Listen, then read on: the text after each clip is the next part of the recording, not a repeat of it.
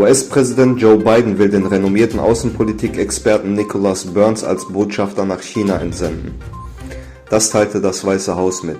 Als Botschafter in Japan nominierte Biden den früheren Stabschef von Präsident Barack Obama und Ex-Bürgermeister von Chicago Rahm Emanuel.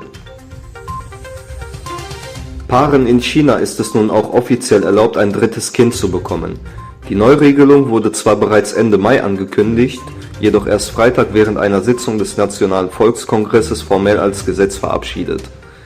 Die Maßnahme ist eine Reaktion auf die rapide Überalterung der chinesischen Gesellschaft. Laut den offiziellen Statistiken wird die chinesische Bevölkerung bereits in den nächsten Jahren anfangen zu schrumpfen. Der neue Präsident des Irans, Raisi, hat dem Parlament sein neues Kabinett vorgestellt. Kritisiert wird, dass in der Liste weder Frauen noch Sunniten vertreten sind.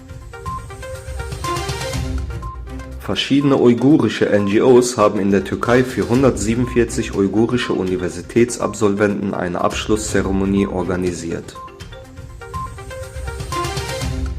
EU-Kommissionspräsidentin von der Leyen hat Gespräche mit den islamistischen Taliban in Afghanistan bestätigt.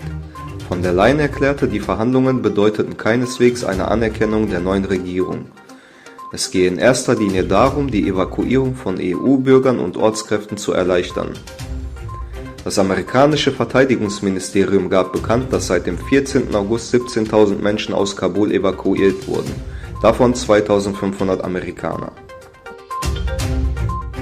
Die Zahl der mit dem chinesischen Virus Infizierten steigt in Deutschland rapide. In einigen Einrichtungen gilt bereits die 3G-Regel. Weiterhin wird eine Auffrischungsimpfung diskutiert.